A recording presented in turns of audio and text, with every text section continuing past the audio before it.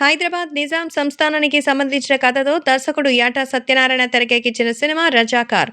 గూడూరు నారాయణ రెడ్డి నిర్మించిన ఈ చిత్రంలో బాబీ సింహ, అనసూయ, వేదిక, ప్రేమ, ఇంద్రజ, మకరంద దేశ్పాండే, తేజ్ సప్రు, రాజార్జున్, తమిళ నటుడు విజయ్ తదితరులు ప్రధాన పాత్రలు పోషించారు. భీమ్స్ సంగీతం అందించారు. ట్రైలర్ అండ్ టీజర్తో ఆకట్టుకున్న ఈ సినిమా ఈరోజు ప్రేక్షకుల ముందుకొచ్చింది.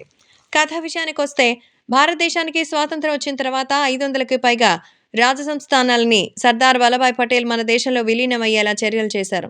అయితే హైదరాబాద్ రాజధానిగా నిజాం ప్రభుత్వం మాత్రం ప్రత్యేక దేశంగా ఉండాలనుంది. మొదట నిజాం సంస్థానం మొదలైన దగ్గర నుంచే ఒక వాయిస్ ఓవర్తో నిజాం రాజుల గురించి చెప్పారు. భారతదేశానికి స్వాతంత్ర్యం వచ్చే సమయానికి నిజాం రాజు మీర్ ఉస్మాన్ అలీ ఖాన్ పాలిస్తూ ఉండేవారు. అతను ఎంతో కొంత మంచివాడైనా అతని దగ్గరుండే రజాకార్ల అధ్యక్షుడు సైన్యాధిపతి కాసిం రాజ్వీ మరో నేత నిజాం రాజుతో కలిసి నిజాం సంస్థానాన్ని తుర్కిస్తాన్గా, మరో ఇస్లామిక్ దేశంగా మార్చాలనుకుంటారు. దీంతో నిజాం ప్రభుత్వంలో ఉన్న హిందువులపై దాడులు చేస్తారు. మతం మారాలి లేదా చనిపోవాలంటూ దారుణంగా ప్రజల మీద అకృత్యాలకు పాల్పడతారు.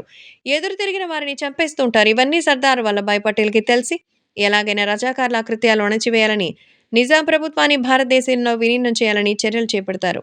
మరోపక్క నిజాం ప్రభుత్వం, రజాకార్లు కలిసి హైదరాబాద్ని ఇస్లాం దేశంగా మార్చడానికి పాకిస్తాన్తో పాటు వేరే దేశాల సహాయం కూడా కోరుతారు. మరి సర్దార్ వల్లభాయ్ పటేల్ రజాకార్లను అణచివేసి నిజాం ప్రభుత్వాన్ని ఒప్పించి ఎలా భారతదేశంలో విలీనం చేశారు అనేది తెరపైన చూడాల్సిందే. ఇక సినిమా విశ్లేషణ. రజాకార్ సినిమా హైదరాబాద్ చరిత్రపైన తీశారు. మనందరం కూడా హైదరాబాద్ నిజాం సంస్థానం గురించి, రజాకార్ల గురించి వినే ఉంటాం. ఇప్పటికీ హైదరాబాద్ భారతదేశంలో కలిసిన రోజుని సెప్టెంబర్ 17 తెలంగాణలో సెలబ్రేట్ చేసుకుంటూ ఉంటారు. రజాకార్ సినిమాలో ఫస్ట్ హాఫ్ అంతా నిజాం సంస్థానం గురించి, రజాకార్ల గురించి, నిజాం ప్రభుత్వంలో ఉండే ప్రజల మీద మతం మారకపోతే వాళ్ళు చేసిన దాడుల గురించి, అందులో కొంతమంది తిరగబడ్డం గురించి చూపిస్తారు.